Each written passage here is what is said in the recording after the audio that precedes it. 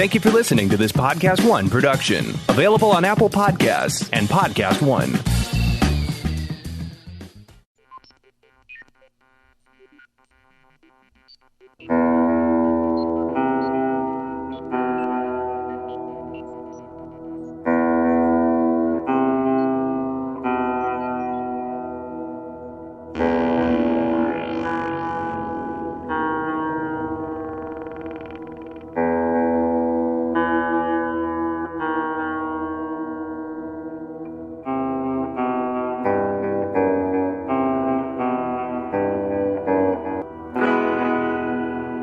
Welcome. You're tuned into the best in paranormal talk radio. This is Beyond the Darkness. I'm your host, Dave Schrader. Along with me, Tim Dennis. Hello, Tim. Hello. Got a great show lined up for you. I know we say that a lot. I mean it. We have some great guests that we're able to get for this program, and I think that people are going to really be profoundly touched by today's episode. And listen, folks, I want to tell you, we're making it as easy as pie for you. Many of you write to me afterwards and ask, well, how do you get the books? We mention the books repeatedly on the show. And I guess you guys want us to make it easier. So we're going to make it as easy as pie. Go to darknessradio.com. Click on our store tab. When you go into that store tab, you'll see our Amazon storefront. You can click that. It'll take you in. We have books separated by our true crime and by our paranormal themes.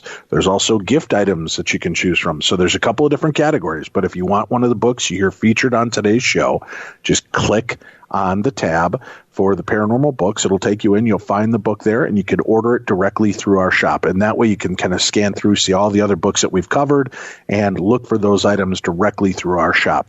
We've made it as easy as we possibly can. And then please do us and our guests the favor that if you do buy their books, rate and review them, because it does go a long way to help expose them to a bigger, broader audience by the more people that take the time to rate and review. We know many of you love to read the books and will rant about it on social media, which is great, but it actually helps them more if you just go in there for a few minutes, give them their star rating and a little blurb, and that will help out these authors so that they can continue to do these great works and that we can find them to have them on the show. Today, Beyond Ever After, a heart-to-heart journey through death and the afterlife. Joining us on today's program, Catherine Weissenberg. For several decades, Catherine has been sharing her unique ability to communicate and dialogue with God, the deceased, and coma patients, to retain a lasting record of these communications. Catherine writes the conversations longhand as they occur, calling them writings. Although intimate to the recipient, the writings are beautiful in their imagery and metaphor, often involving universal themes of self-growth, interpersonal relationships, and life changes. And she is very grateful to serve others by facilitating the transmission of spirit, wisdom, and healing energy. Joining us also on today's program, Jocelyn Montanaro. Jocelyn has spent most of her life in California, but she was educated on the East Coast and in Europe. She has a bachelor's degree in international studies and a law degree. For many years prior to writing Beyond Ever After, Jocelyn was a lawyer, working with divorcing couples, criminal defendants, and in general litigation. She also helped Kevin in his very successful legal mediation practice. Jocelyn is an avid reader, but never imagined being an author, and with some surprise and apprehension, as the selected messenger, she welcomes the reader into her story of her life just before and after Kevin's death. Jocelyn recognizes this responsibility she has in sharing with others this story of love beyond ever after. Ladies, thank you so much for joining us today. Thank you for having us. This is a remarkable story, and I've got to be honest with you, Catherine, if you don't mind, we start with you for just a few moments. Sure. We've talked to many different people, and the concept of coma has been intriguing to me. Not alive, not dead, not asleep, in kind of a different state of consciousness that even science doesn't seem to fully comprehend. And I've spoken to facilitators and mediums, to even hypnotherapists, asking, is there a way to communicate with people in comas? And I've gotten varied answers, and none have actually ever worked on doing that. So when we saw this part of the story, this really lit me up, as many of our listeners have followed us on our nearly 14-year journey of asking these type of questions. Now, it's interesting to me that in the write-up it says that you don't consider yourself a channel or a medium. Yet what I just read about you sounds very mediumistic and like a channel in a way. Can you explain to me, Catherine, maybe a little bit better than what exactly are you doing and how are you getting this information? Well, how I experience it is that I experience that there's energy all around us. I mean, we live in a sea of energy. And I have this concept of, to describe it, as it's a stream of consciousness. It's energy. And for whatever reason, I'm able to put my hand in it or my mind in it or my spirit in it, and I can connect. And it's just like I can pull information. And I say not a medium and not a channel because the way in which I get information is full dialogue. I think a lot of mediums and channels do sort of a different thing, and I don't use those kinds of services, but surely I have a lot of clients who do, and this is like a dialogue, and as you see in the book, there's the full-on conversation where Jocelyn can ask Kevin while he's in a coma, what's the last thing you remember? And they can connect back and forth. So I sort of think that I am more a conduit than, and that's why I'm a facilitator. I have a master's in communication. I was in graduate school studying communication when this gift started happening. So, in that way, how did it begin to awaken in you, Catherine? I mean, you're in graduate school of anything. That seems like the time you'd be most distracted and unable to notice these gifts coming. Completely. Absolutely, that's true in a rigorous program. And actually what happened is I had a friend that I was in school with, and her sister moved here from New York, and she was an actress. And one night we were at their parents' house, and they were house sitting for their parents, and they're grown women, of course. And the New Yorker said, well, I've got an idea. Why don't we try out a Ouija board? And like, what? And she said, yeah, well, why don't we try making a Ouija board? And we're like, oh, all right, okay, whatever. And she made a homemade one out of a glass and some legal paper she cut into squares. And, we were just sitting there. Nothing much happened. And then we tried it another time, and the glass moved around. And I told one of my fellow colleagues in my grad program, I said, there's this kind of silly little stupid thing, this game, And I'm like, did you ever play that? I didn't play it as a girl. And she's like, well, I like to see that, So she came over, and she, being the good social scientist that we were being trained to be, she said, this is only moving when your finger's on the glass. She said, why are you sending people through this? And she handed me a tablet and said, just write it down. And thus began that. Never played the Ouija board after that. And so you essentially became the Ouija board. I guess. Right. Not a medium or a channel, not really, but maybe a mobile Ouija board. I don't know. You could be onto something. All right. So you start to develop this and realize this. How do you, and I mean, obviously you're going to college, you understand, you're an intelligent human being, and I'm not saying people that haven't attended college are not intelligent, right. but you know rationale. How are you separating this in your mind that all of a sudden I'm getting messages from the ether? I was getting messages like, go up to people in restaurants and say this to them, and I'd be like, oh no, oh my gosh, this is ridiculous. And it'd be kind of like a kid pulling on your sleeve, say it, and I'd go up, finally, and say, excuse me, I'm sorry to interrupt your lunch, but the blue car under the trundle bed, and people would start crying. They'd start having reactions. I didn't have any understanding what any of it meant. The people that were seated with them would look at me and the person, and I'd be like, okay, bye, because I was so embarrassed. And there was a whole host of gifts that came. I always say it's kind of, and even now 30 years in, it's like a pop-out room. I don't think I can do this, and then this aspect of the gift comes. So I was thinking it was the devil because, what do you think?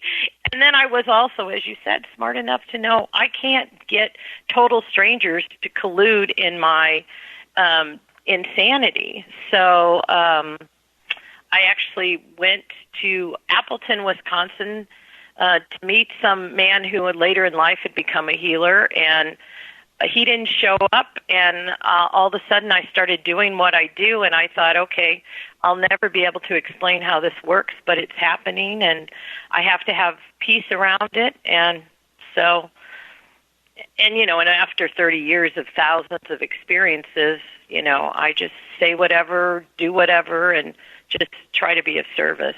So this gift, has it ever truly been something that you wish you could get away from and shut down? No. I mean, I've been embarrassed. I've been reluctant.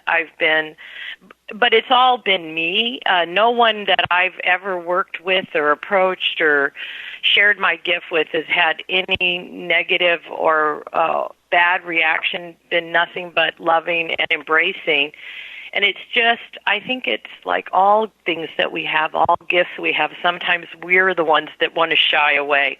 But no, other than my human, oh no, because it's wonderful, because I live in a magical world. I mean, I have events that happen to me, but when did you, a lot of regularity. Writing these information and getting this detailed information, when did you realize that you were connecting with God? If you're saying there's this universal kind of energy, well, there's a difference between that and then God. Yeah. The first times on the Ouija board, it was no name, and then all the writings, all my connection starts out with welcome God, and it always ends with go with God.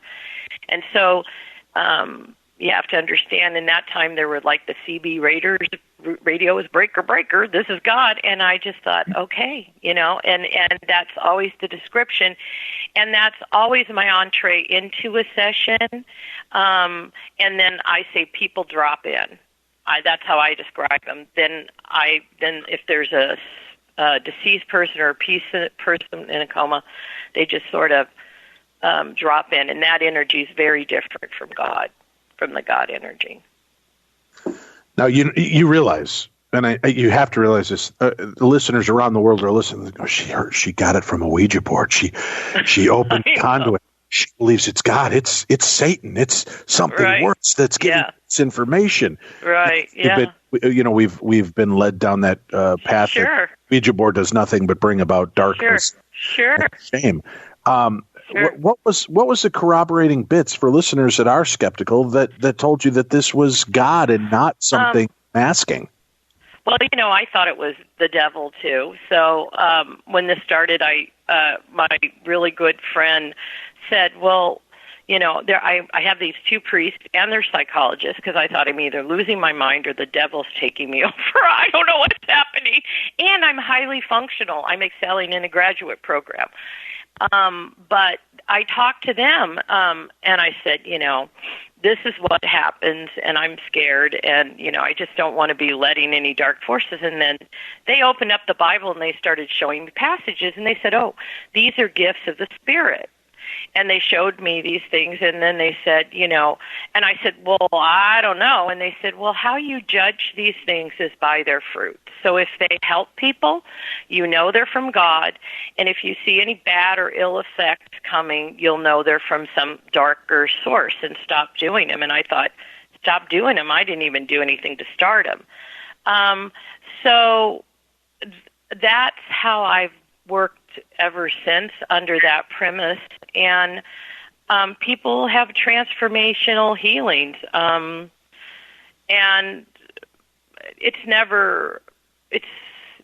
the information's never detrimental. It may be, you may get called out on your bad pattern of behavior or something you need to shake, but it always is helpful. So that's how I know it's from God. And great answer. Yeah, that's what I've told people often when they tell me, oh, mediums are of the devil. I said, well, then the devil obviously didn't read the Bible and what he's supposed to be doing, because most of these mediumistic moments and these messages are always of love and kindness and forgiveness. And when you're hearing messages like this, you're able to help translate these messages and share them. I've never understood where people come up with the concept then it has to be from something evil.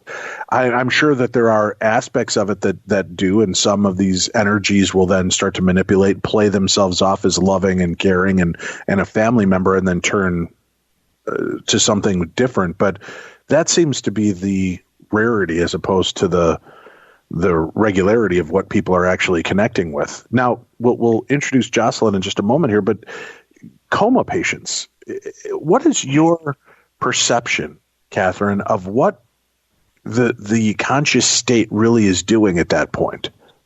Well, and since I've done so many of these, and also people who are deceased who talk about when they're supposedly on their deathbed unconscious in a coma, they hear you. They know what's going on.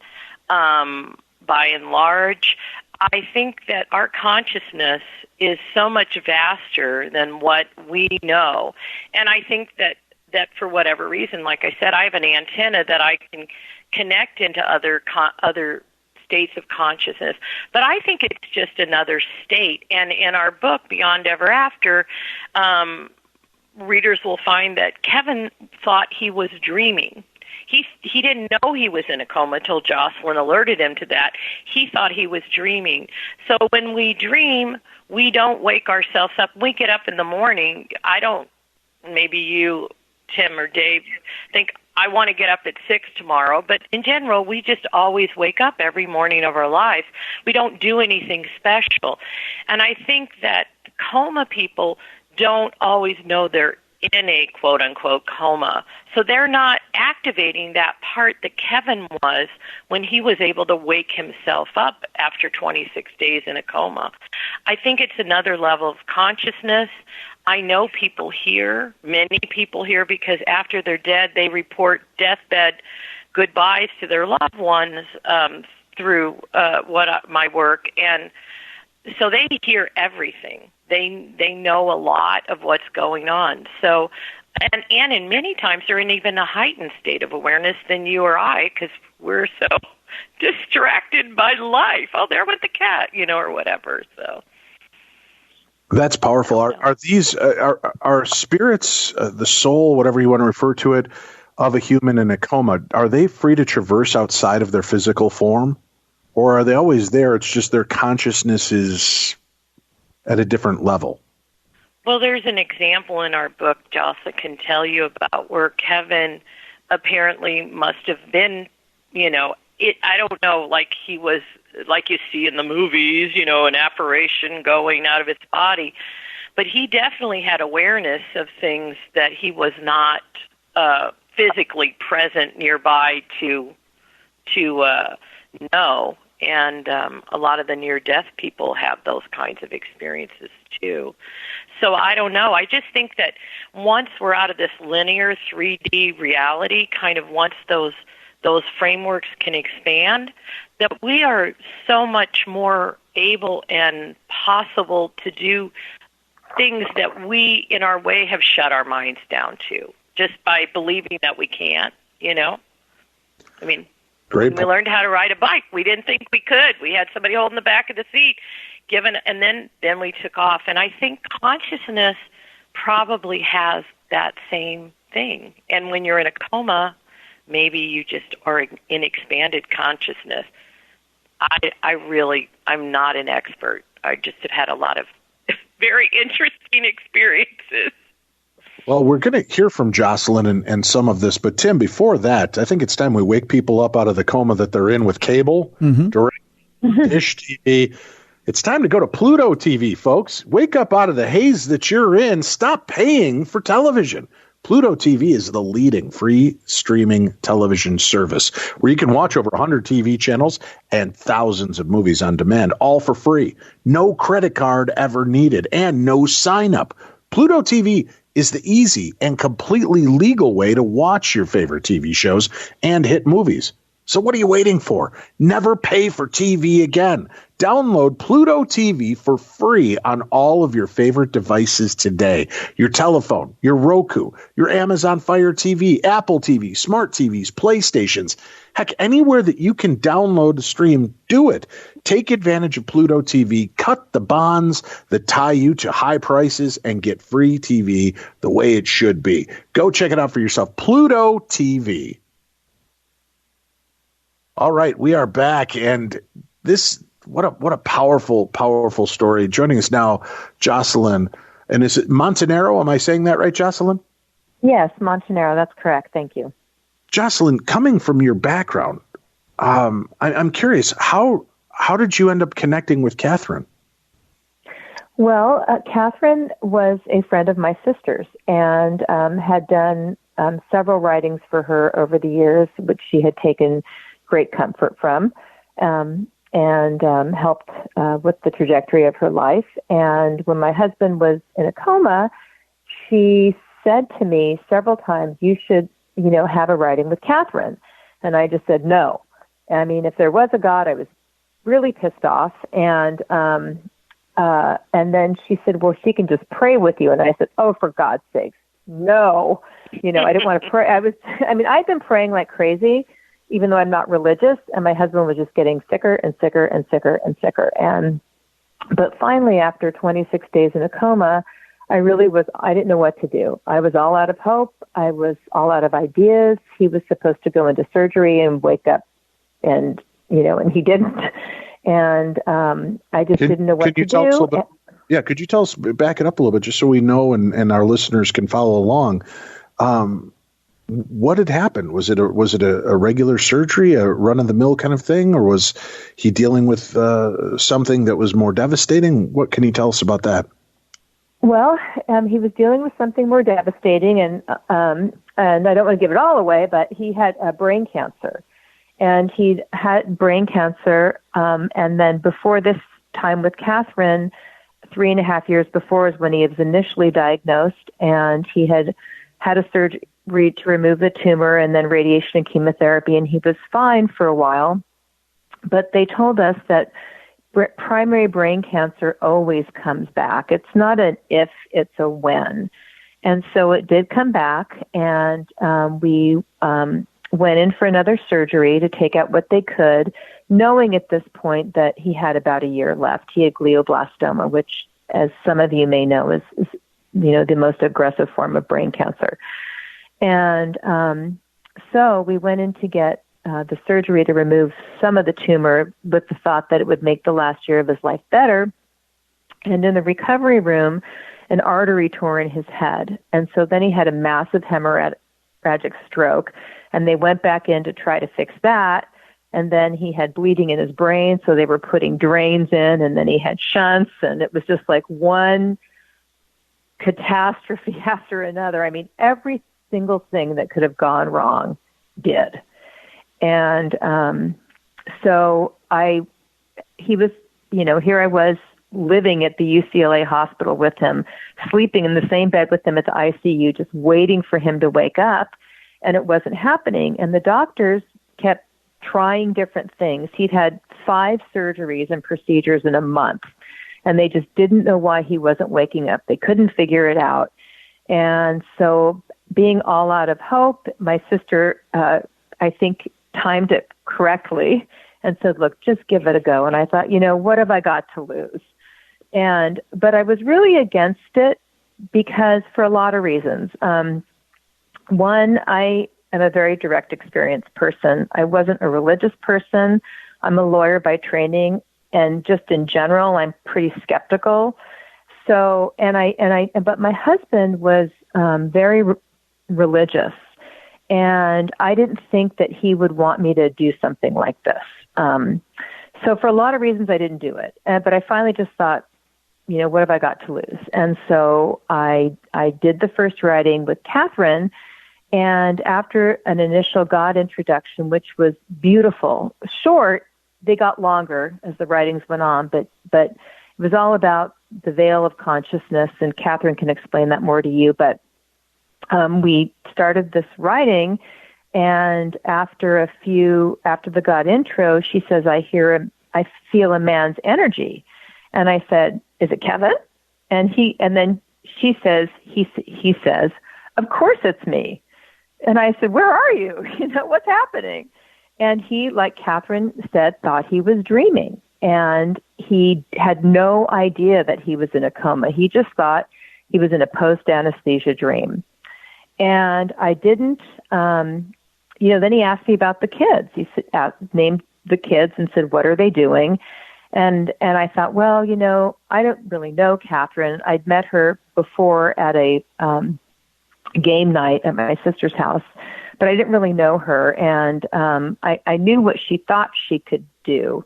But I didn't think too highly of her. I got to tell you, someone who says they can communicate with dead people, I just figured she was a charlatan. And when I met her, I thought she would have like this long caftan on and bangles on her wrist and smell like patchouli and incense. But she didn't. She was just like me. She was very much like me. Same. A mom driving a minivan. We were a mom driving a minivan. A little too heavy mom driving a minivan. Both of us. So anyway, well, no, but we're moms in our 50s. So, so I thought, well, she could have heard from my sister what my kids' names were and the few general things he had just said. And so I said, well, what's the last thing you remember? I was kind of a test. And he said, I remember getting wheeled into surgery and reaching up and taking Linda's hand and saying, thank you for doing this, Linda. And I nearly fell off my chair because, or I might have even fallen off my chair, because after the brain surgery, you know how the doctors will come out and tell you how it went to the family when you're in the waiting room. And the surgeon came out and she said, everything's fine. And she said, but before I get into the details, I got to tell you, your husband is the nicest man. As we were reeling him in, he reached up and grabbed my hand and said, thank you for doing this, Linda. And I was just floored because the only person that heard that were my two kids. And then right after that happened in the recovery room, everything went south. And I just never repeated it to anyone because why would I? It was off my radar. There was bigger things in my head. Very typical of something he would say. Didn't surprise me at all that he said it. But when he conveyed that was the last thing he remembered, I knew it was him. I knew I was talking to Kevin. And from that point on, when you read the book, which I hope you do, you'll see it's just very much a back and forth conversation. It's not I see a man who's saying this or feeling this. It's like, he's like, what is happening and why aren't you doing this? And why, you have to, it's very specific, very, very, just like I'm talking to you. And that just was the beginning of the next phase of my relationship with Kevin and the beginning of kind of my personal transformation too. All right, I need to know, Jocelyn. I mean, you're an attorney, right? Things predicated on fact. And like you said, I love the fact that you went into this, oh, God, she's going to look like Stevie Nicks and smell like patchouli oil, right? And it's going to all be this metaphysical woo-woo nonsense, but that she's hitting on this. I mean, how quick a full stop does your brain do when you are there and actually seeing this unfold in front of you? Well, we were on the telephone, we might say. I was in Washington State on vacation, so we weren't even together. We were on a phone call like this. Understand, but what is that Catherine like? Doesn't need to be next to you. Okay. Oh, you know what? It's. I tell you, I've never in my life had a moment where my heart stopped like that, and I felt this chill wave go over me because it just meant that everything I thought about everything was not what I thought. And I did an instant, I knew it was Kevin. I knew it. But, afterwards, I didn't really share it I told a few of my friends about it and they didn't buy it. And they said, if that gave you some comfort, that's really good. And I said, no, you don't get it. It was Kevin. And they're looking at me like I've been sniffing glue because they know me. And they know that I just am not a drink the Kool-Aid kind of a person. And I had just done this complete turnaround. I knew it was Kevin. Wow, that's got to be just a life-altering moment, and that he was this cognizant coming through to you this way, talking to you this way. Now, that's one thing. This is your husband, okay? Somebody you're getting information that you can corroborate. But God message, when you're getting something like that, what is your radar pinging? And Catherine, this isn't an attack on you. I want you to know. No. For our listeners, people want to know this. When she's, I've got to message God and coming through. That's a pretty big statement, especially knowing that your husband was so religious in this mindset. How did you process that? Well, it's funny because the God part to me, it's really the most significant part of the story. But for me, during this whole time, it was all about Kevin. That other stuff I didn't care about. It was all about Kevin. And when in the writings, it's not just, a communication from him. It's them. They have the same grammar. They have the same sense of humor. They use the same nicknames. He said, come on, Joss, which is what he called me, Joss, not Jocelyn. And it's just incredible. It's just so specific to you. It's that. And it just puts your whole world on end because something is happening that can't possibly be happening. I mean, he was in the ICU, hooked up to tubes and hadn't woken up at all, and just, out. And drugged, too. He'd had 5 brain surgeries in a month. He was under a tremendous amount of pain medications and all these other kinds of things. But during that writing, something miraculous happened, which it's okay with you. I'll pass it on to Catherine about what happened. We'll do that when we return. Stay tuned, kids. There's a lot more to hear right here on the best in Paranormal Talk Radio. You're listening to Beyond the Darkness. I'm so excited to be welcoming Hot Boxing with Mike Tyson to the Podcast One family. Listen as Mike Tyson, the baddest man on the planet, pours his soul into conversations with fascinating minds, celebrities and athletes. Along with his cosmic millennial sidekick and former NFLer, Eben Britton, Kid Dynamite dives deep into the issues impacting us all today. This podcast will change the way you see the world. Don't miss Hot Boxing with Mike Tyson every week on Apple Podcasts and Podcast One.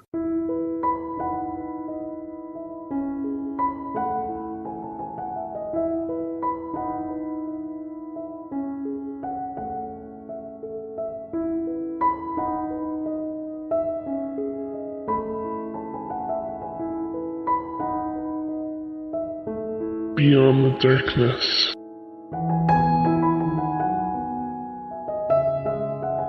We're back. This is Beyond the Darkness. Today we're taking you even further, beyond ever after, a heart-to-heart journey through death and the afterlife. Our guests today, Catherine Weissenberg, Jocelyn Montanaro, and we're speaking about probably one of the more powerful stories of love transcending than I've heard in a long time, if not ever.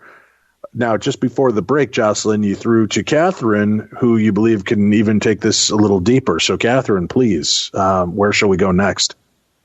So what I was going to say is that Jocelyn's described Kevin's condition, but during that conversation on the phone, that first session, Kevin roused himself to consciousness. And he was ingenious, which gets back to the heart of the coma idea, in that he said, if I'm not dreaming, then tap my finger. He believed he was dreaming, and Jocelyn kept trying to say, no, you're not dreaming. I wish you were dreaming. And he was like, no, I'm just in a post-anesthetic dream. And so let me interrupt Captain for a second. He goes, and I think this is just me in my dream talking to you in my dream. Oh, yeah, that's right. So go ahead, So more Catherine. that they're kind of in a dream state. Thanks, Jocelyn. And anyway, so he conducted an experiment. He said, let's conduct an experiment, or let's do an experiment.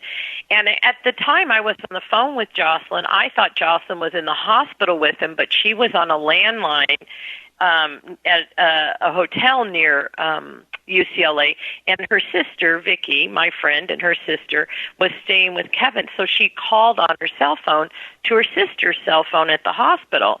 And so it was kind of a jumbled mess. She was like, Kevin wants to do an experiment, and all of a sudden, I don't know, but Kevin was in a coma. You know, she said, the sister, Vicky, reported that they tucked him in for the night, and when Jocelyn called, it was dark, and so she went to turn on a light, and when she turned around, she said Kevin had his hand extended towards Vicky. No. And he took her hand. Yeah, it's in the book, the description. Well, and he took her hand, and he grasped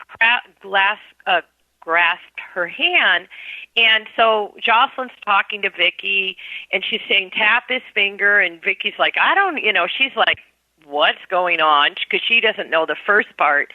And anyway, and Kevin's communicating, hey, I can do it. And Jocelyn's like, what's he doing, Vic? What's he doing? So it's like the crazy telephone game, quite literally. But basically, he realized that what his ingenious thing was is he said to use his brain. If I'm not dreaming, then tap my finger. I thought that he wanted somebody to tap him, but what he did was more ingenious, because when he grabbed Vicky's hand, he used his finger to tap her hand really quickly. So it was like, I'm going to use my brain to send my body a message to tap my finger, which, from the outside was, let's tap his finger. But no, and once he realized, I believe, that he could do that he was in control of his body, then that proved to him that he wasn't dreaming. And then he roused himself out of this 26-day coma. Now, Jocelyn can tell you it wasn't like, what's your favorite line to describe that, Jocelyn? How would you describe? Well, it's not like he sat up the next day and asked me for a cup of coffee, but you wouldn't have expected that. But he woke up in a way that he hadn't before. And he did speech therapy, right? He was able. Would you like me to expand on that a little bit? Yeah, please. Okay. Yeah. So he, after this tap my finger, he said he was going to tap his finger, and then he said, okay, I'm going to stop. And then we said to Vicky, what's he doing? And she said, he stopped. And then he said, okay, I'm going to do it again. So he did that a few times. Then he said, okay, now I know I'm not dreaming. Maybe I can get myself out of this. And so, I ran back to the hotel when the writing was over, because I thought, okay, yay, he's going to wake up.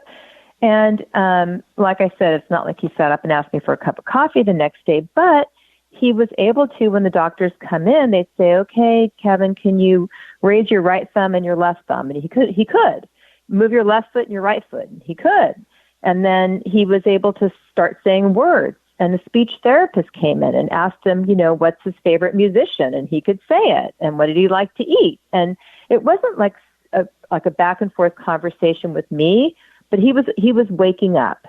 And to the point that, at this point, since he'd been comatose, UCLA hadn't wanted to entertain rehab or anything, because, you can't do rehab with someone who can't even follow a command.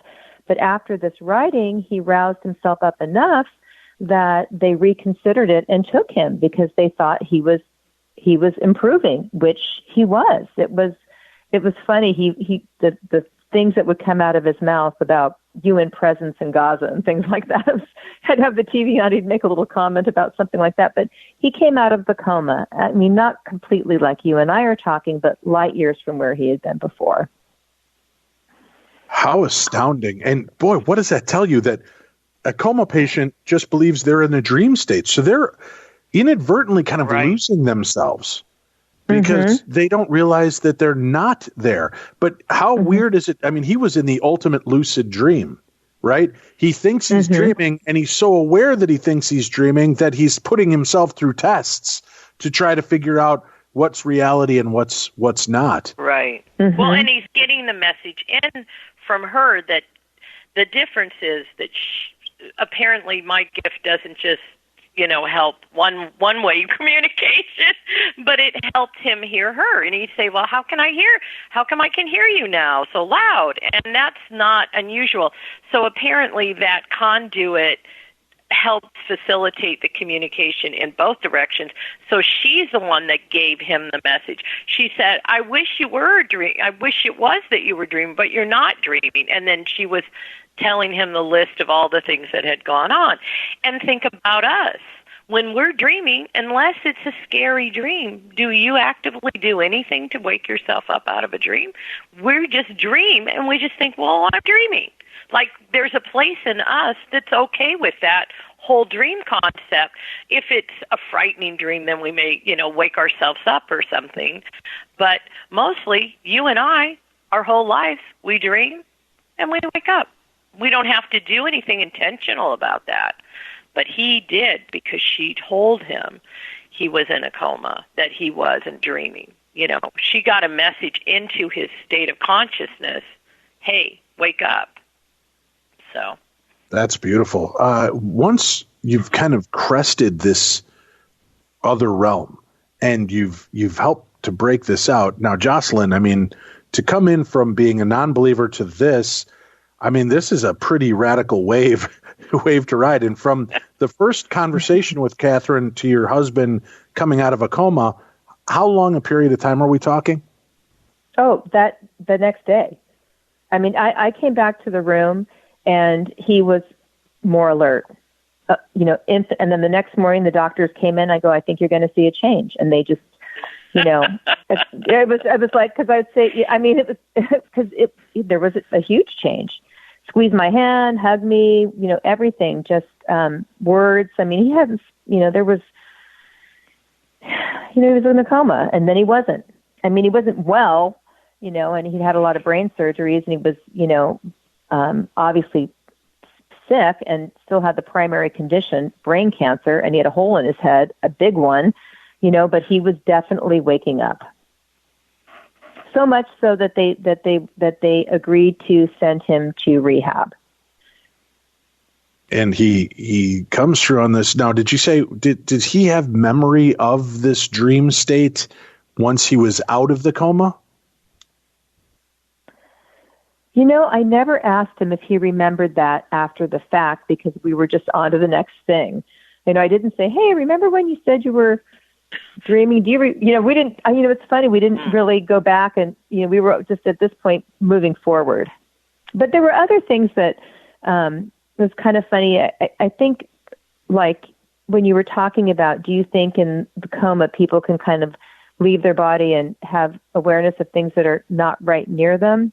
And there was an event like that. That's, explained more in our book, but where I was, and this is when he was been waking up and he'd been awake for a few days. And in fact, then they moved us out of the ICU because he wasn't in a coma anymore.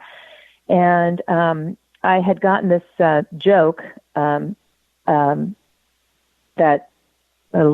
kind of culturally insensitive joke, but I passed it along to people because it was kind of funny in a time of not funniness. And I had sent it to Catherine because, Catherine and I had stayed in contact after the first writing because, of course, she wanted to know how he was doing. And so I had gotten this email and forwarded it to Catherine. And then I went in the hallway to call her, and they were changing his sheets and stuff. And I was in the hallway, and I had a conversation with Catherine about this joke, and she was asking me how he was doing, and we talked about that, and then we talked about the joke, and ha, ha, ha. And then I go back in the room, and he said, and this is the day of our anniversary, which was about exactly a week after the first writing. And he said, he believes in you, Jocelyn. And I said, who, Kevin? And he said, Jesus. And the reason that's significant was because the joke was it was a Jesus joke and a play on words. It was a Jesus joke. And when I went back in the room, he didn't know I'd gotten this email. He didn't know I had forwarded this email to these people. I was out in the hallway talking to Catherine about this joke, And when I came back in, he said, he believes in you, Jocelyn. And I was stunned because it was related to this joke. And I thought, well, we were always really in sync. We had the kind of marriage that I realize now pretty much most people don't have. We just were really always very connected, and we always finished each other's sentences. And I'd say something, and he'd say, how'd you know I was just thinking about that? Or, he'd say something, and I'd just been thinking about that. So we were always really in sync. And so I just attributed it to that. But in a later writing, there's a whole discussion about, from Kevin, about communicating through the heart, and about consciousness and how we really communicate with each other. And in that, he basically said he was, wired into what I was feeling and thinking in this, state. It's very, very, very... Because he said that he, to clarify, unfortunately, his getting better was short-lived, and then he went back into a coma, and the cancer was going everywhere, and so he was going to be discharged to come home because Jocelyn was going to bring him home to take care of him. And I woke up and got the nudge that I needed to go down to UCLA and do an in-person session, and which is sometimes the case. And I went down there, much to her protest, and by this time, he was completely unconscious again. And that's when he told her he could hear. So he was back in a comatose state, and he said, I can hear your heart. Your mind says this, but your heart says that. So he was really piped in to her. So in his state of consciousness, again, kind of playing back to your original question, he was also able to intuit at a much greater level what she was thinking and feeling in specifics, not just in like, I know you're sad, baby, but real specifics. His soul seems to be in tune with this entire experience. You've connected with him in a way that you talk about how close you were, that you could finish off each other's sentences. This is a remarkable, true touching of souls to have been able to share this moment in the last times of his life, to know that the soul transcends and that the human element lives on beyond the physical form, Jocelyn. Is that something that you just keep with you every day? Has it been something that you feel the pull, obviously, with sharing your story openly in this book, but to share with others and get that message out? Well, yes, and he's still with me. He sends me signs all the time. Catherine calls them divine synchronicities. I'm a lot simpler than she is. I get signs from him all the time. That he is still with me, and I know it, and I know he's still with me, and I know I know when I die, I'm going to be with him again. We're kind of skipping all over the story, not really staying in the order of it, but I know I'm going to be with him again, and I know that the love that he had for me and that I have for him is still there. I mean, that's one of the most important lessons anybody can take away from this. And again, we are kind of skipping over parts of the book, folks, because I want you to read the book, Beyond Ever After, A Heart-to-Heart Journey Through Death and the Afterlife. Catherine Weissenberg and Jocelyn Montanaro coming together to share this very impactful story. Many of you, like me, searching for the truth, the understanding of what does death mean and what does life after death mean. We'll talk more about that in just a few moments here on Beyond the Darkness. Tim, I bet we have a call coming on today's show. You care to take that wager? Oh, I'll take that wager. Oh, really? Remember, I can actually see these. It was an unfair bet, Tim. But you know what's not an unfair bet? What's that? working with betonline.ag. We've been doing it. We're in week 13. Tim, how did we do last week in our picks? We picked 5 games. How many did we get right last week? The hand is hot, Dave. 4-1. 4 games picked correctly, Tim. Yeah. Out of 5 games. This is how Tim Dennis is a multimillionaire, folks. Not a multimillionaire. Pet rocks and Tamagotchi, good investments, and now he just keeps parlaying it into purchasing more and more with betonline.ag. He's making millions, I've been told. I wish I was. Yeah, you should be. I should be. You've been running hot. You picked, I think, the last 5 weeks, you've missed 3 games. I've been pretty darn good the last 3 weeks. Yeah. I'm not gonna lie. I've been betting, following your lead, and I made a few bucks. Have you? I made a few bucks. Yeah. A few bucks. Yeah, so it's not bad. Huh. Once in a while, I go a little rogue and I try to make my own bet, and then I remember I should just let Tim continue to make the bets, because that's what we should do. Well, we're at week 13.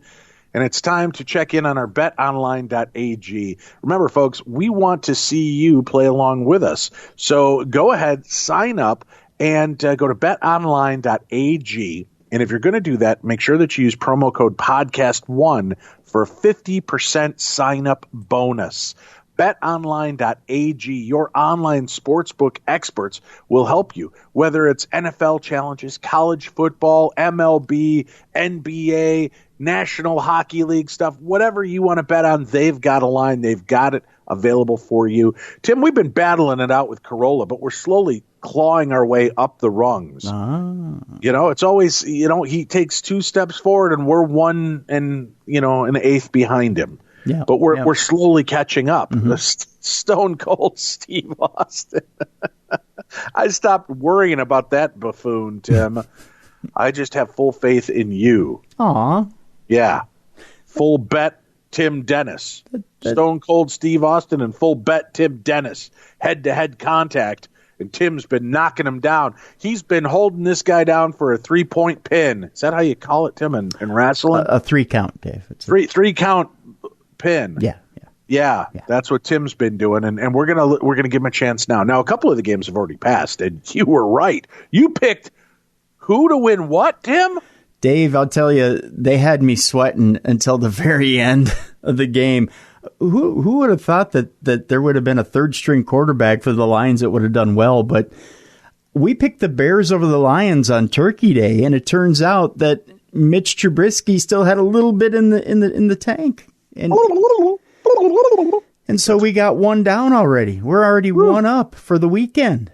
It wasn't even like their third choice backup quarterback for Detroit. Did I hear this right? Like the third quarterback got injured on the way there, and they literally had to call this guy up from their practice squad to play that day? No. He is the third string quarterback.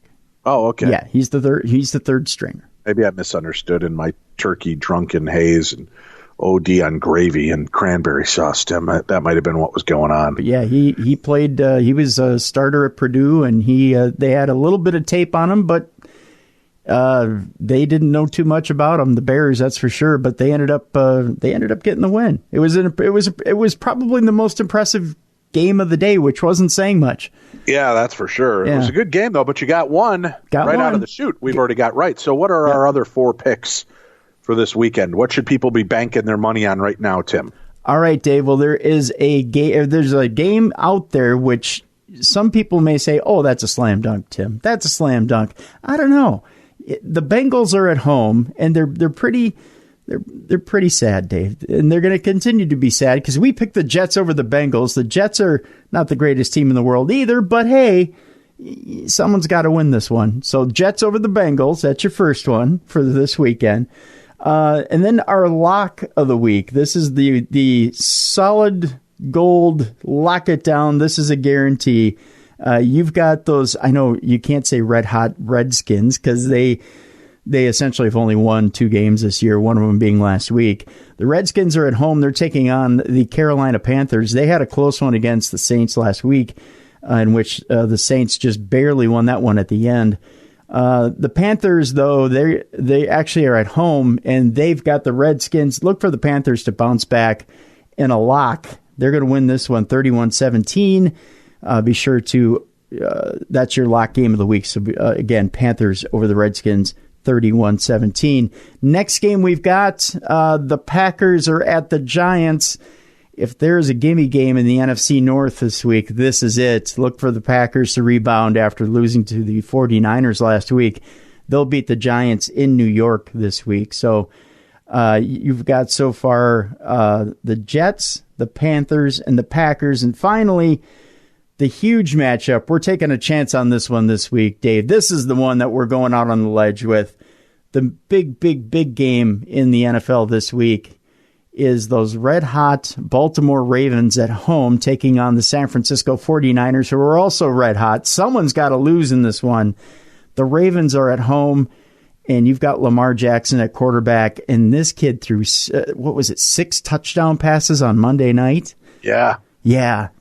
I'm telling you, Dave, I don't see the Ravens dropping this one at all. The Ravens win at home against the 49ers. So Jets, Panthers, Packers, and Ravens. Remember, the Panthers are a lock, 31-7. Those are your picks for this week.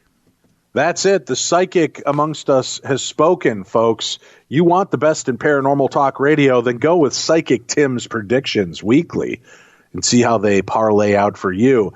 Now, listen, if we win, and we win big in a week, meaning that we picked all 5 and our point spread was closer than anybody else's, well, then we're awarded $500 to give out to listeners of our show that are playing along on betonline.ag. So Tim's been hitting. He's been hitting. And a couple weeks ago, we picked all 5, but our spread was just off by a little bit, and we didn't win that challenge. But you never know. This could be your week. So remember, if you're betting along on betonline.ag, use podcast1 for your 50% sign-up bonus. And then let us know.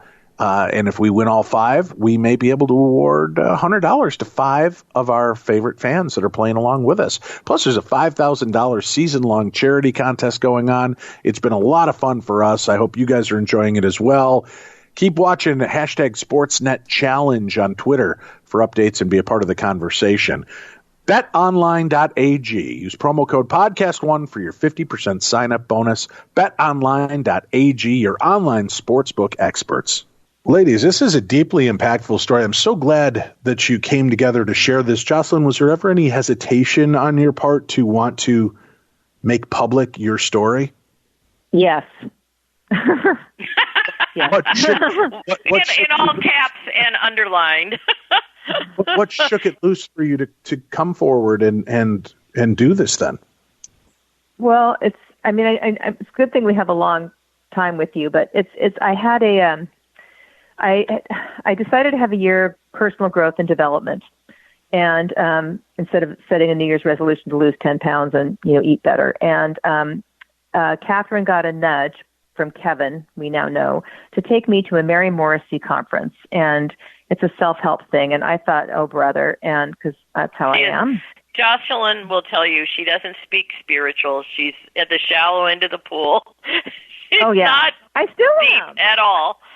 I still am, Dave. I mean, I don't, this is for me just a really practical, impactful personal experience. I mean, the spiritual implications that Catherine lays out in the book are, of course, the most significant things. But for me, this is just my story with my husband. It's a personal thing to me. But the story means so much for everyone else because of what it means. For me, it's just my husband. Right, but it's not just we had this great cruise where we got to swim with dolphins. You transcended the life between lives and shared moments. I mean, that's you are very matter of fact and pragmatic about it, but it's like, holy crap, woman, you dealt with life, death, and the in between and after. It's astounding to those of us listening. Well, and the idea is that's how all this God work is that when you have a total stranger relaying and sharing information maybe of something you did that morning, something your loved one said to you on their deathbed that only you were there, when you have that ability to have a direct experience of knowing that there's some other reality that's bigger than you, that's being reported back to you in these loving and kind ways, it is a transformative experience. Her experience with her husband was transformative. But any time that you say, this can't be real, I know this person only knows my name is Mary and she knows nothing about me, and yet then I know that I say like the walls on people's reality just get blown off, the doors, the kind of thing that you're describing, that transformational energy, because that proves to us we are not in a linear reality, that there is such a greater reality.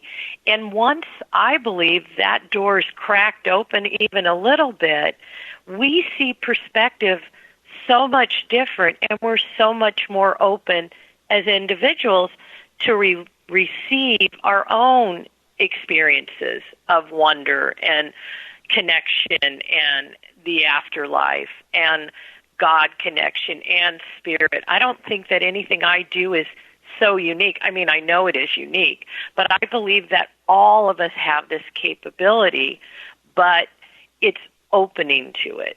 And when you get cracked open, and this book is about really Jocelyn's cracking open and all about the spiritual context and perspective that I lay on in my work with hundreds and hundreds of people about that we are in an expanded universe. We're not in our contracted little realities. It breaks you apart. And you're transformed. That doesn't mean that people are like, oh my God, what's going on? But it's loving and it's amazing.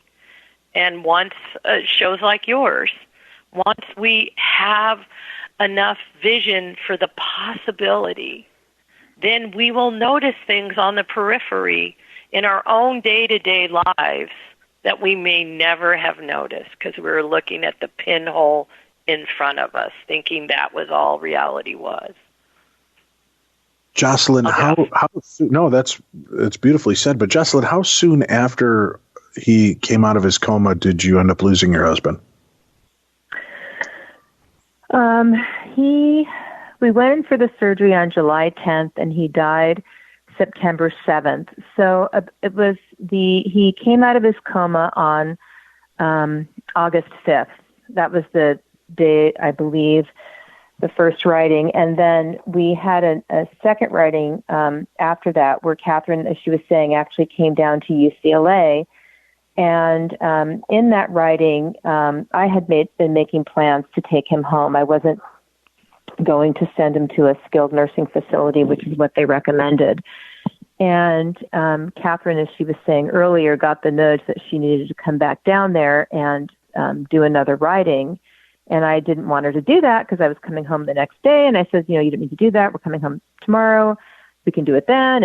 And she said, no, I got to come down now. And I thought, uh-oh, if she feels like she has to come down, there's something that someone needs to tell me that's probably not very good. And so she came down and we did the second writing where he said, I'm not going to make it and don't take me home. And I want you to call the hospice facility and take me there. And I said, no, I'm taking you home. And he said, no, you're taking me there. And we went back and forth on it. And I finally relented and we took him there and he died a week later. So once he knew, he was just kind of waiting for me to accept it more. And in all the writings, as Catherine could probably speak to this better than I can, a lot of Kevin's focus is not having me be mad at God and not blaming him, that death wasn't a failure, even though, of course, to me, it felt like a tremendous failure. I mean, I say this in the book, but I'm I don't think I'm a control freak, although I've been told I am, but I don't think, I know. But, Catherine? I did. You don't have to be psychic to know that one. I'm just kidding. Okay. It's okay. Sorry. But, I like to control what I can. I mean, who doesn't? And things in my life that couldn't be fixed by either my will or my intelligence were so frustrating to me, because most things, unless they're consequences of the decision, your own bad choices, you have some control over how things go. People who, end up in prison, usually it's because they did something wrong. It's not like they were just some innocent person in the wrong place at the wrong time. We have the ability to kind of control our lives around us. And Kevin dying was so out of my control. I couldn't take it. And so anyway, he said, no, take me to Serenity House. That's the hospice facility in Santa Barbara. And so I agreed to do that, and he died a week later there. So. And in the book, he's able to, just like he was able to converse with Jocelyn on those two occasions, I asked Jocelyn, would you like me to come to hospice and see if he wants to say something? And go ahead, Jocelyn. Were you gonna? Well, and of course, I just thought, okay, well, if she says she needs to come, I don't know what that beep is. I'm sorry about that. When she said, do you want me to come? I thought, okay, well, yeah, because, each other time I thought, well, yes, of course, come. How about tonight? And so she did. She came that night, and then he had my children were there, and he had a long conversation with them, kind of said their goodbyes and told them about why he lived his life the way he did and why he made the choices he did and what his credo was and how he wanted them to all be going forward, because he knew that it would be very hard. And he, encouraged everybody to be gentle and loving with each other and not blameful. And, because, death brings out a lot of, all kinds of emotions in people. And it's hard on families, especially when, my youngest son had just turned 13 when Kevin died. And, it was complicated. And so he had another writing where he was able to tell them goodbye, and they were able to talk to him. And it was funny, in that writing, one of my kids did the same thing I did. Dad, I don't really know that this is you. And so there's something really embarrassing that happened at this. And if you tell me what it is, then I'll believe it. And of course he did. And they're just like, oh, that changed that whole conversation, because they did the same thing. They asked a test question, he answered it, and then they were all on two board lawyers, with it. So, lawyer kids. Yeah, talk about the kids. Inquisition. It's a good thing God's there, right? It's like, okay, no problem. So. Yeah, they were, it's funny, not funny, but they weren't easy on Catherine when she walked in that room. They were not really happy I had done the other writings. They didn't believe about it because they hadn't had the experience, and they thought that Kevin wouldn't have wanted me to do it. But once we did it with them, and they all had the same experience I did. And right, to have that, again, being very profound, as children, losing one of your parents is heartbreaking enough, but then to get kind of a chance to say goodbye, to have these moments, that had to be pretty remarkable for them as well. And now, again, knowing how we are as humans, we may be skeptical, but we also want that one last chance. Do you ever feel that maybe you give too much credit, that maybe it was just the mind or the heart wanting what it believed to be right?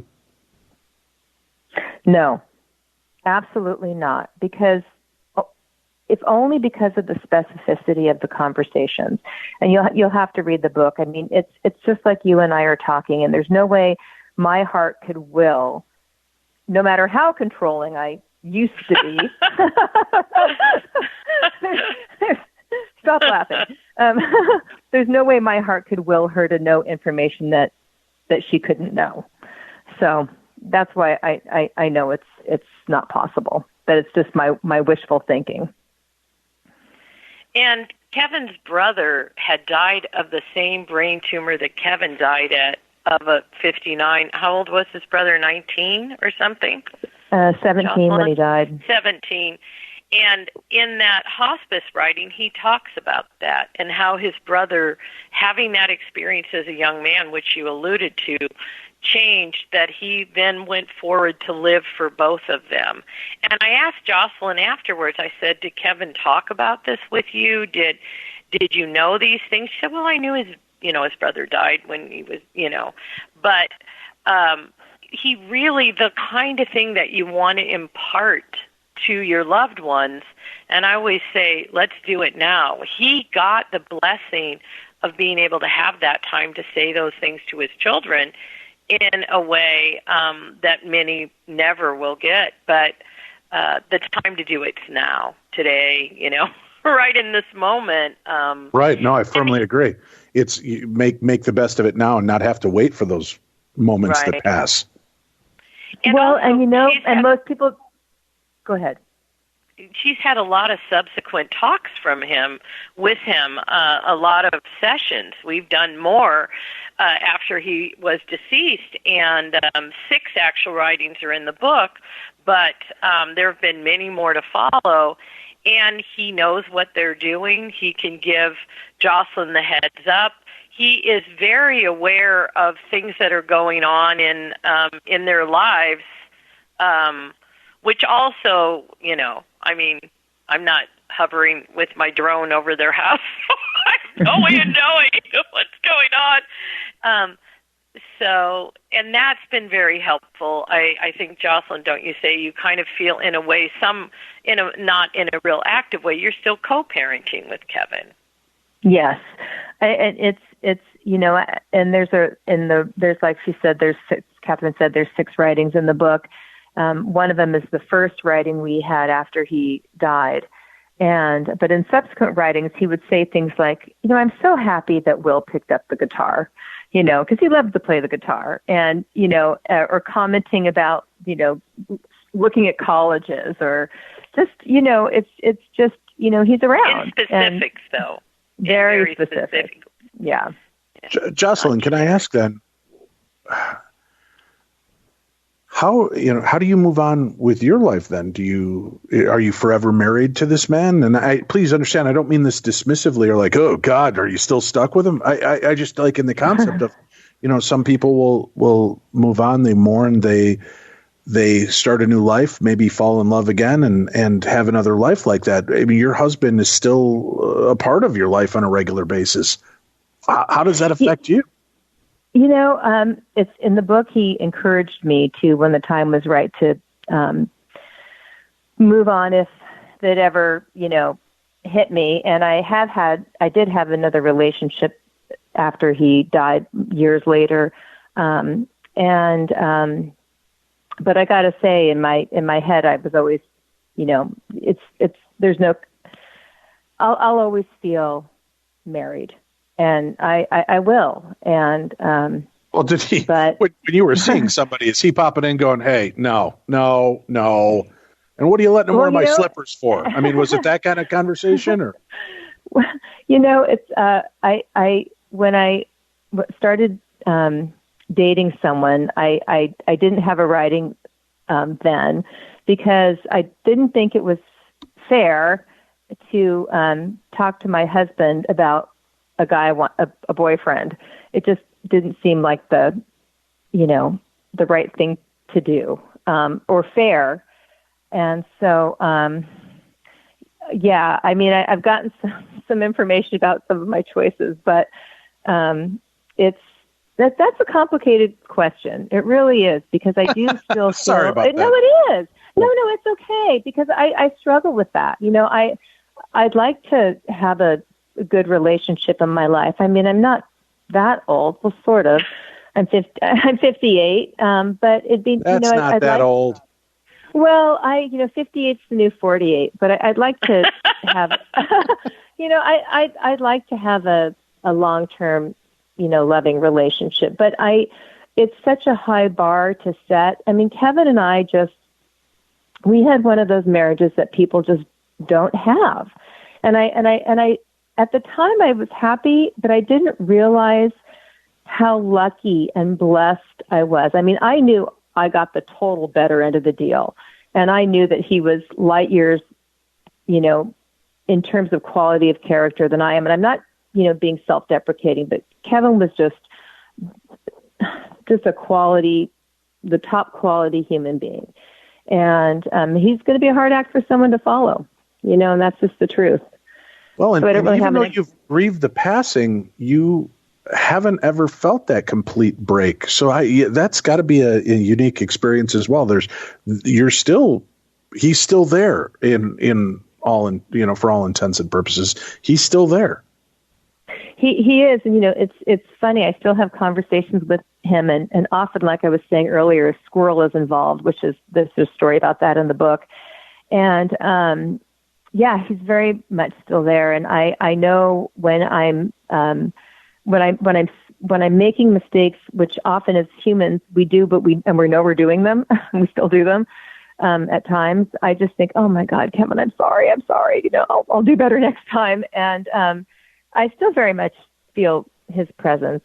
And I, in the writing after he died, I asked him if we were going to get to be together again, because I had this, fear that I had, pissed off a God that I didn't even really believe in, because I was so angry when he died. I could cry. I was just so angry. And it's taken a long time to, get over that. And I still have times where I just walk around and go, really? Really, God? Why him? And I get pissed off all over again. But it's okay, because I know God still loves me and forgives me my mental cancer. And I get to be with Kevin, which for me is it. I know that I get to be with Kevin, and for me, that's all I ever wanted. And to know that we would be together again, because I never wanted to be anywhere than with him. So and he said it'd be like a blink of an eye. And that really is good for me, because, the days are long at times. And, I've got kids, and they have challenges and they have victories, and, I still have to live life and everything it throws at me by myself. I don't have a partner anymore. And the partner I had was such a great partner. It's not like I lost a crappy partner. I lost a great partner. And that's hard. And a lot of the reason you asked earlier, and if I was hesitant to write this book, and I was, because it's a very personal story. I'm a very private person. I don't like to feel or appear vulnerable. And reading it now, I think, oh my God, why did I write that? And I think had I really thought in my head that people would be reading it, I feel kind of like I'm naked running down the street. But it was, for me, writing the book it was like how I grieved. Like, I love denial and compartmentalization. And after Kevin died, I just went into full, denial, compartmentalization. I couldn't deal with it, because I just had life and laundry and mail and kids. But when I started to write this book, and I remembered everything about how I felt and what we went through, and a lot of the writings are recorded, so I could hear it in real time, me crying, me sighing, Catherine's inflection, because when she reads it out loud as she's, receiving the energy, even the inflection in her tone is similar to Kevin's. It sounds like a woman Kevin talking to me. That sounds weird, but it's true. It's just everything, the pauses. It's remarkable.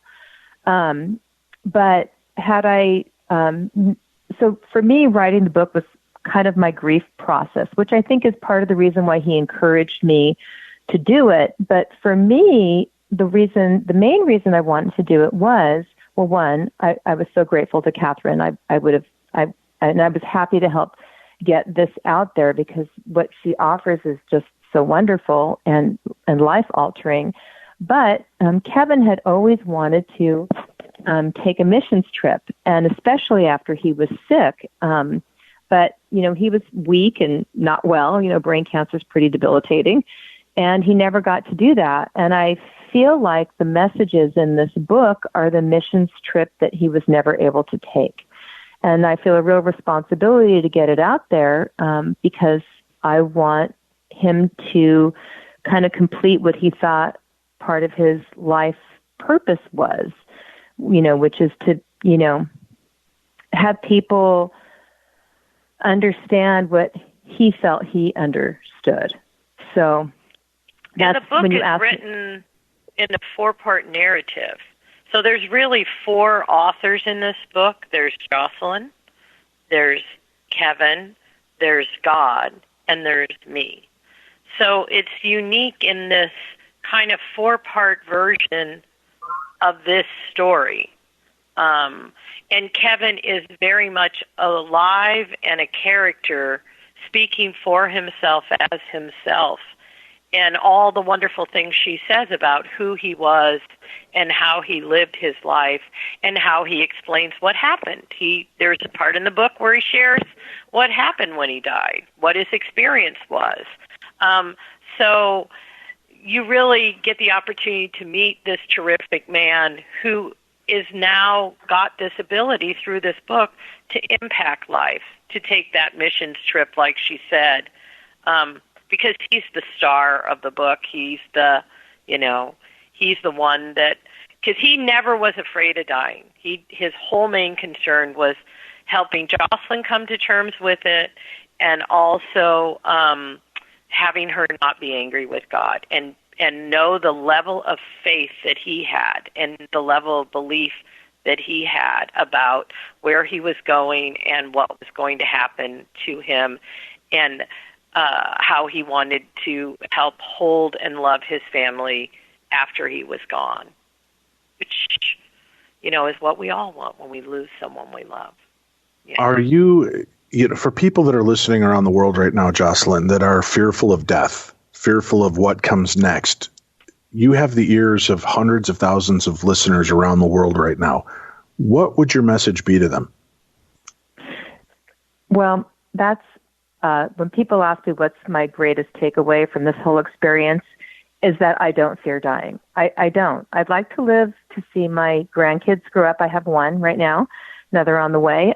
I'd like to see my children grow up and get married and have families of their own. But I'm not worried about what's waiting for me. I'm not fearful about it. I feel really at peace with it, but not like it's something I have. Not like I've come to terms with something that's,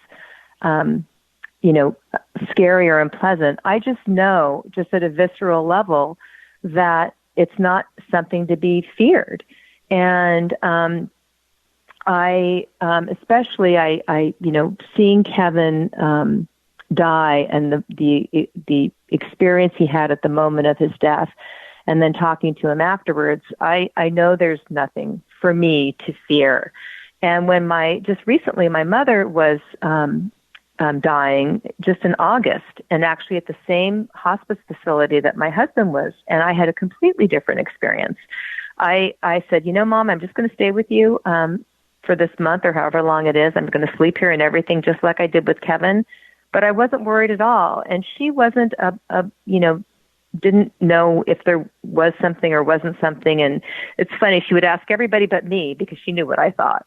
And I just said to her, Mom, I'm not worried at all about what's going to happen to you. My job is just to make sure that you're not in any pain until you get there. And when you get there, I'm going to be looking up and going, see, I told you so, that there was nothing to fear. And I think being able to live life not fearing death makes you freer to really kind of live it. I mean, and I'm not talking about that you can go hog wild and be a bad person. Of course, what we do matters. Everything we do matters. In fact, it matters a lot. Our words matter. Our actions matter. Everything, it matters. But I don't sweat the small stuff. And I don't often sweat the bigger stuff because I know that I'm held in some pretty expansive, loving arms. And for me, it just gives me a peace that I never had before. And I'm just lucky. I'm just blessed and lucky that I've had this experience. I know I would have never felt this way if I, hadn't. I mean, Kevin used to tell me, I told him I was always waiting for my religious epiphany, where one day I would just be struck down and filled with that Holy Spirit he talked about all the time. And he wasn't, while he was a Christian, when he died, he had, studied all the different religions and really thought that they were all essentially, it was just like kind of the minutia thing. But he was definitely a Christian when he died. And I told him I was just like waiting for my religious epiphany, be struck down with the Holy Spirit. And he said, you have to read and study the Bible to, get there. And I was like, I don't want to do that. I just wanted it to come to me. And then it did. That's the thing. I mean, I had my epiphany. I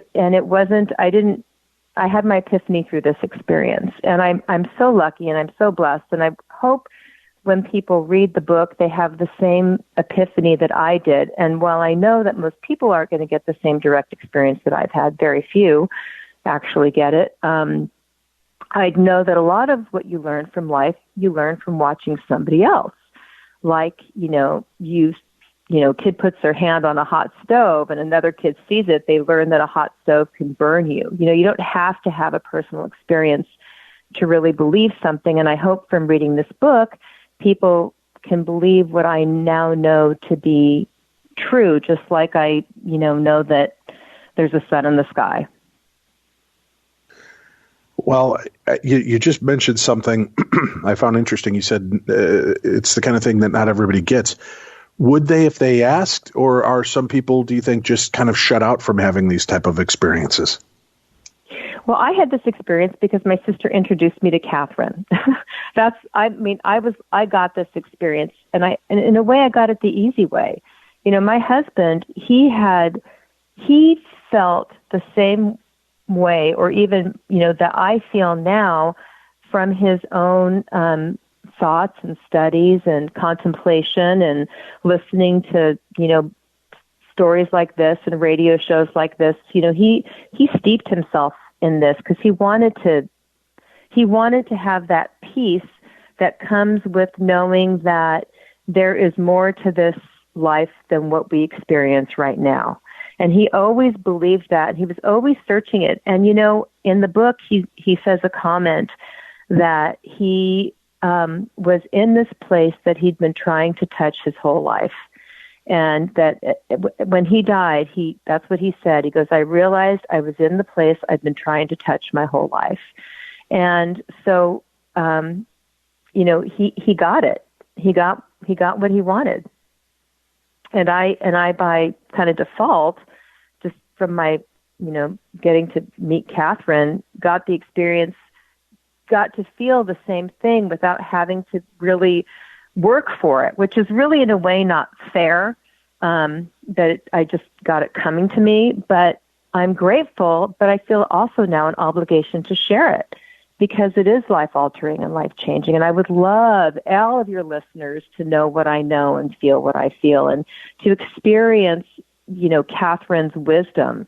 All these years of all these writings, I'm just the narrative in the story. I just have the story. But the real gems of the book are the spiritual and personal and life-changing implications it means for all of us. And Catherine is the one who, very well lays that out because I certainly couldn't do that, So I would, encourage everyone to check it out.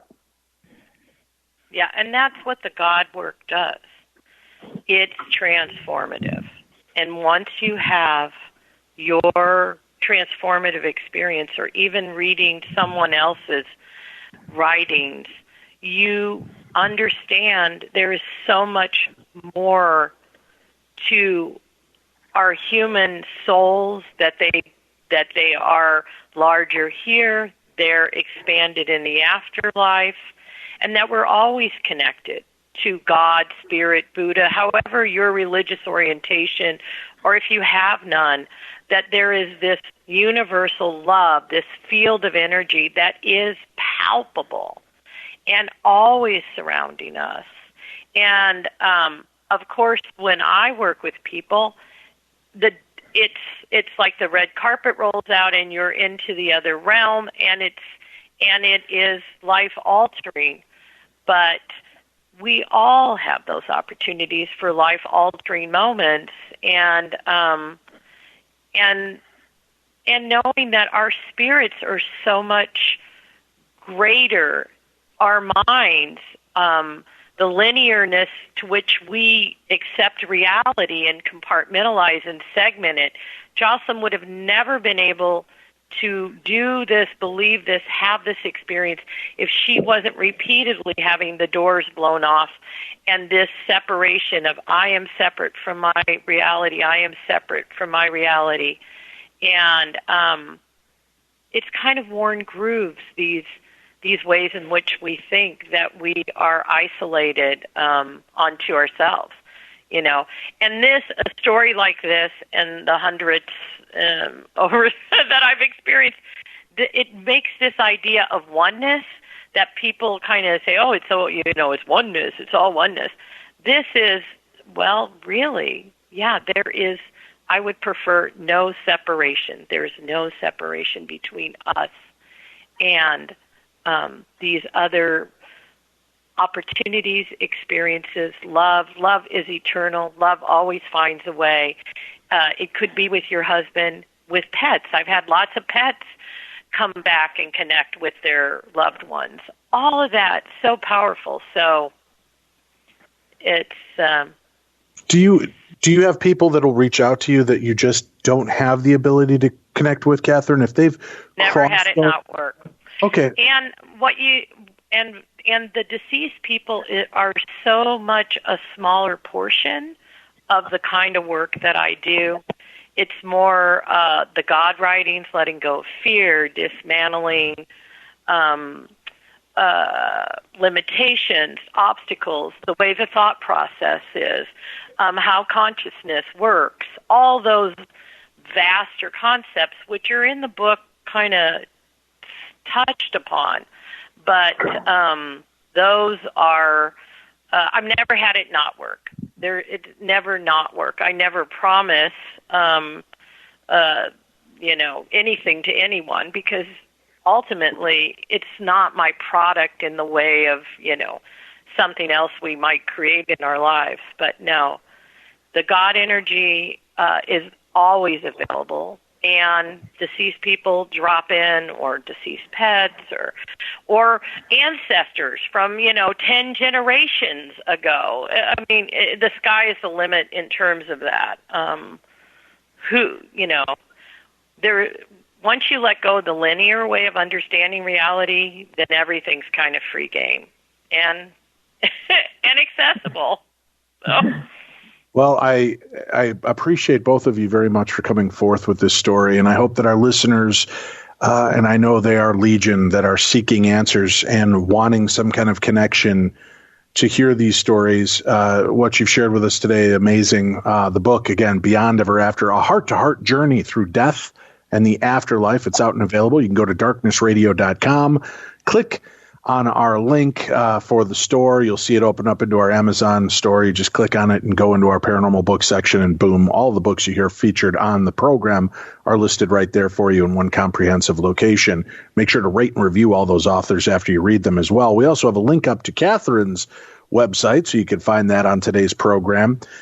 Jocelyn, is there a link or anything you'd like us to include of yours for the audience, or do you prefer just not to be bothered by the scores of people that are going to want to dive deeper? Well, our book has a website.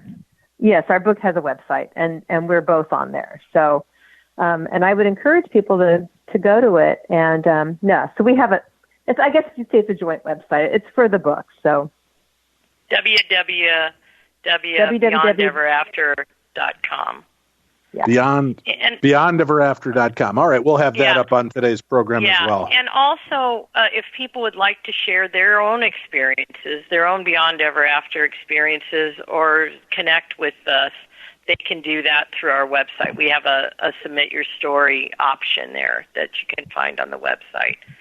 Because I hope people just start dialoguing about their own experiences. It's kind of taboo. With your radio show, we're kind of outliers, so I'd like us to become more, all of us be able to share our own experiences, all your listeners, all our readers, and share the wisdom that we all have embedded in us. So, Well, thank you. Thank you both very much. And please, folks, again, support the great guests and authors that we have on our show by picking up their books, their projects, and helping to pass the word on about them by rating and reviewing them. That's it for this week. Remember, we'll be back again with more of the best in True Crime Talk Radio Tuesday with True Crime Tuesday. Watch the Holzer Files, another brand new episode, only a handful left on Travel Channel this Thursday night, 10 p.m. Eastern, 9 p.m. Central Time. And we've got another great story for you lined up with some evidence I think is going to really astound some of you. So make sure you check it out, the Holzer Files, for another brand new episode on the Travel Channel this Thursday. That's it. For that guy, I'm this guy. You've been listening to that show. This is Beyond the Darkness.